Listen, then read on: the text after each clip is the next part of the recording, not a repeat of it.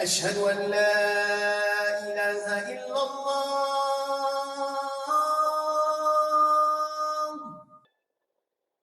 أشهد أن لا إله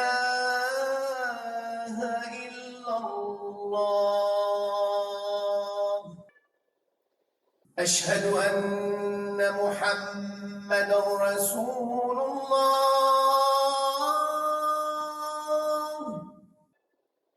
أشهد أن محمدا رسول الله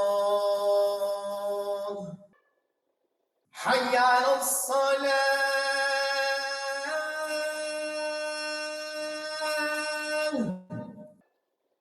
حي على الصلاة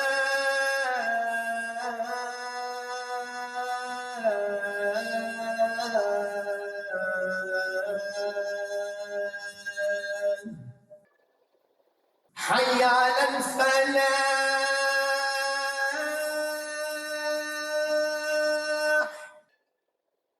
حي على الفلاح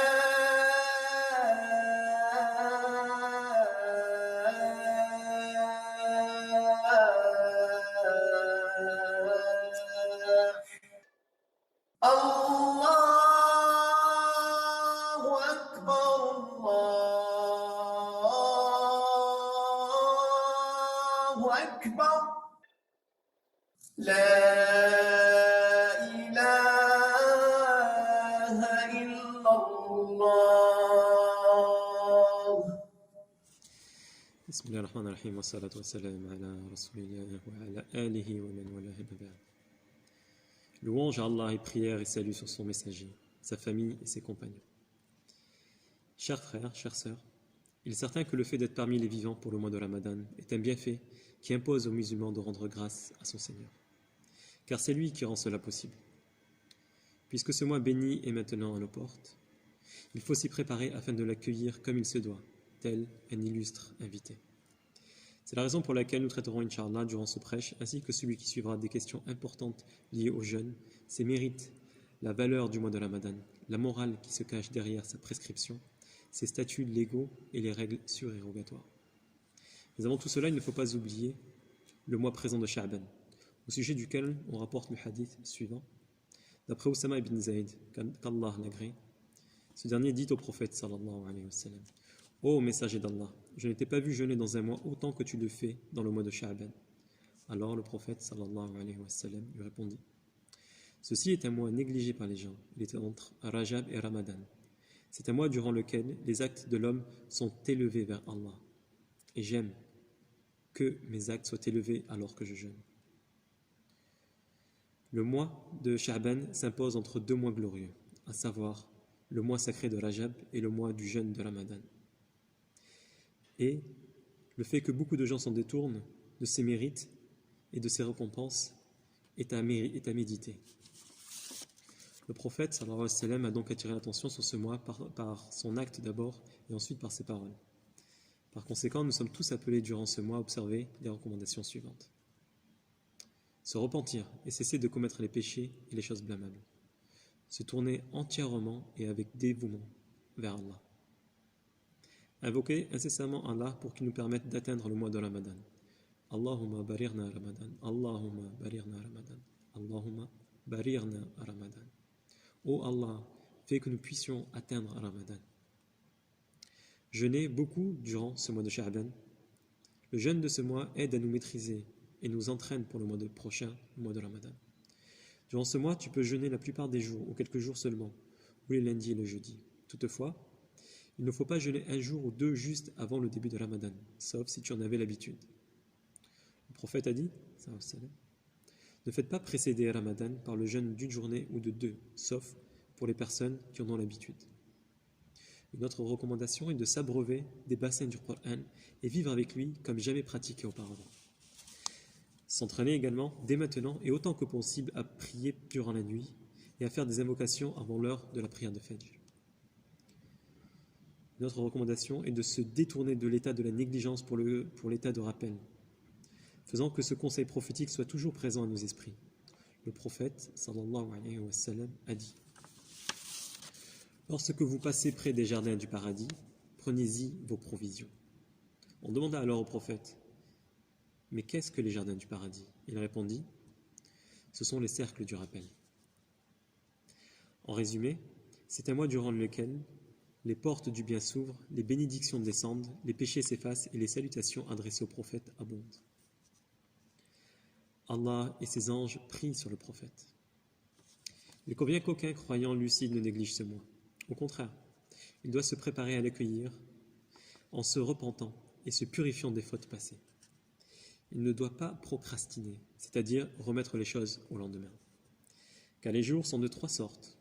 Hier, c'est une durée révolue de ta vie. Aujourd'hui, c'est un moment d'action. Et demain, c'est à quoi tu aspires, sauf que tu ne sais pas si tu vas pouvoir y parvenir. Il en est de même pour ces 3 mois. Le mois de Rajab, celui-ci est passé, il ne reviendra plus jamais. Ramadan, c'est ce qu'on attend, mais on ne sait pas si on y sera. Et Sha'ban, c'est l'entre-deux. Il faut en saisir l'occasion pour faire des bonnes œuvres. Le prophète, sallallahu alayhi wa sallam, a dit à un homme: profite de 5 choses avant 5 choses. De ta jeunesse avant ta vieillesse, de ta santé avant ta maladie, de ta richesse avant ta pauvreté, de ton temps libre avant ton occupation, de ta vie avant ta mort. Il a dit également, sallallahu alayhi wa sallam, il est 2 bienfaits que beaucoup de gens n'apprécient pas à leur juste valeur: la santé et le temps libre. Chers musulmans, chères musulmanes, saisis ces 2 états en vue de fructifier ce qui te sera profitable dans l'autre vie. Le perdant est certes celui qui gâche les instants dans l'insouciance et le jeu. Chers frères, chères sœurs, qu'est-ce que le jeûne? En langue arabe, as-siyam signifie s'abstenir. Dans la loi, cela veut dire le fait de renoncer avec intention au plaisir de manger, de boire et des relations charnelles durant toute la journée. Quant au mérite du jeûne, Allah a dit: mais jeûner vous est bien plus profitable si vous saviez. Il est reporté dans un hadith que le prophète sallallahu alayhi wa sallam a dit à Mu'ad: veux-tu que je t'indique les portes du bien? Le jeûne est un bouclier contre le feu de l'enfer. L'aumône éteint le péché comme l'eau éteint le feu. Puis il récita le verset suivant: leur côté fuit les lits, ils invoquent leur Seigneur par crainte et par espoir et dépensent de ce que nous leur avons octroyé. Dans bien des cas, Allah a fait de l'action de jeûner un moyen d'expier les fautes. Il a dit en effet: Allah ne vous tiendra pas rigueur des serments que vous aurez prêtés à la légère, mais seulement de ceux que vous aurez prêtés de propos délibérés. L'expiation en sera de donner à manger à 10 pauvres, avec ce dont vous nourrissez habituellement votre famille, ou de les vêtir, ou d'affranchir un esclave. Celui qui n'en aura pas les moyens accomplira un jeûne de 3 jours. Telle sera l'expiation de vos serments non respectés. Soyez donc fidèles à vos serments. C'est ainsi qu'Allah vous éclaire par ses signes. Peut-être saurez-vous lui en être reconnaissant. Or, jeûner empêche de commettre des péchés, puisqu'il empêche d'accomplir les actions normalement autorisées. À plus forte raison, il empêche celles qui sont proscrites. Ainsi, on voit le jeûneur, affaibli par la soif, faisant les ablutions. Il fait rentrer de l'eau dans sa bouche et rejette ensuite, malgré son envie d'en boire une gorgée. C'est là un grand acte de dévouement. Le jeûne est un culte qui fait élever les âmes et purifier les esprits. Or, celui qui possède une telle âme purifiée n'est guère à l'aise avec les péchés. C'est la raison pour laquelle le prophète sallallahu alayhi wa sallam l'a recommandé pour les jeunes qui n'ont pas les moyens de se marier. On rapporte le hadith suivant, d'après Ibn Mas'ud radiyallahu anhu. Le prophète sallallahu alayhi wa sallam a dit: ô vous les jeunes, celui d'entre vous qui en a les moyens qu'il se marie, et celui qui n'en a pas les moyens alors qu'il jeûne, car le jeûne sera pour lui une protection. Les jeûneurs auront une récompense incommensurable. Le prophète sallallahu alayhi wa sallam a dit aussi, dans ce qu'il rapporte d'Allah, tout acte du fils d'Adam est pour lui, sauf le jeûne. C'est-à-dire que chaque acte aura une récompense limitée, à part celle du jeûne qui est, elle, illimitée. Car elle est pour moi, et c'est moi qui le rétribuerai. Le prophète poursuit ainsi: par celui qui détient l'âme de Mohammed entre ses mains, L'haleine du jeûneur est plus agréable auprès d'Allah que l'odeur du muscle. Pour le jeûneur, il y aura aussi deux joies. La première, lorsqu'il rompt le jeûne, il se réjouit. Et quand il rencontrera Allah, son Seigneur, il se réjouira de la récompense de son jeûne. Cela n'est pas étonnant car le jeûne est un culte qui se repose sur l'endurance. Et Allah a dit, les endurants auront leur pleine récompense sans compter. Le jeûne intercède en faveur du croyant le jour du jugement. Le prophète sallallahu alayhi wa sallam a dit, le jeûne et le Coran intercèdent pour le serviteur le jour de la résurrection. L'acte du jeûne sera personnifié ce jour-là et il dira, Seigneur, je l'ai certes privé de nourriture et de boisson durant la journée, fais-moi donc intercéder pour lui.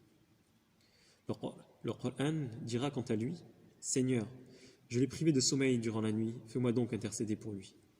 Alors, Allah accepte leur intercession. Le jeûne est un bouclier contre l'enfer. Le prophète sallallahu alayhi wa sallam a dit, quiconque jeûne un jour dans le sentier d'Allah, Allah met entre lui et l'enfer une distance de 70 ans. Il compte aussi parmi les causes qui permettent l'accès au paradis. En effet, le paradis a une porte nommée Ar-Rayyan, réservée aux jeûneurs.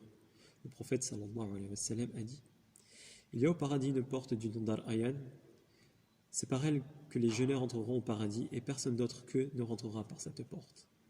On dira alors, où sont les jeûneurs? Et ceci de se lever et de rentrer. Une fois rentrée, elle se fermera. L'imam Muslim rapporte aussi que le prophète sallallahu alayhi wa sallam demanda un jour à ses compagnons, qui parmi vous jeûne aujourd'hui? Abu Bakr répondit, moi. Qui a suivi un convoi funéraire? Moi, dit Abu Bakr. Qui parmi vous a nourri un pauvre aujourd'hui? Moi, dit Abu Bakr. Qui a rendu visite à un malade? Moi, continua-t-il. Alors le prophète sallallahu alayhi wa sallam dit, ces choses ne sont jamais réunies chez quelqu'un sans qu'il accède au paradis. Voilà donc globalement les mérites du jeûne. Quels sont les mérites du mois de Ramadan? Quel statut légaux s'y rattache? C'est ce que nous évoquerons lors du prochain prêche du vendredi prochain, Inch'Allah.